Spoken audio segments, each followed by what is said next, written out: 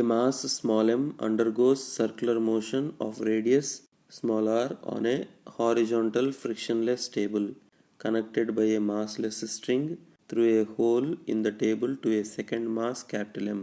If capital M is stationary, the time period of revolution of small m is g is acceleration due to gravity. According to the problem, small m mass is undergoing circular motion in a circle of radius small r. Small m and capital M are connected by a massless string through a hole in the table. Now let us draw a free body diagram on capital M. Its weight capital Mg acts vertically downwards and tension T acts vertically upwards. Now since capital M is stationary, we can write capital T equals to as capital Mg. Since the string which is connected between small m and capital M is massless, tension everywhere in the string should be T. Now let us draw a free body diagram on small m.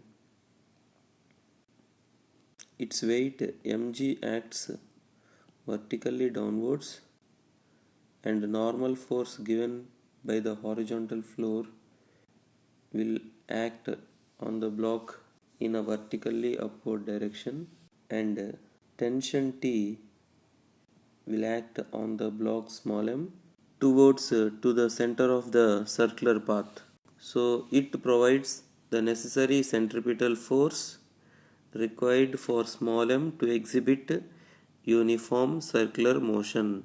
So T is written as m r omega square. From these two equations we can write capital Mg equal to as m r omega square. From this, omega is written as under root of capital Mg upon small m multiplied by r. Now we know that the time period is defined as 2 pi by omega. So on substituting omega value, we get time period of the block small m as 2 pi times of under root of small m r upon capital Mg. Therefore, the time period of revolution of small m is 2 pi times of root over small m r upon capital Mg. Therefore, the correct option is 1.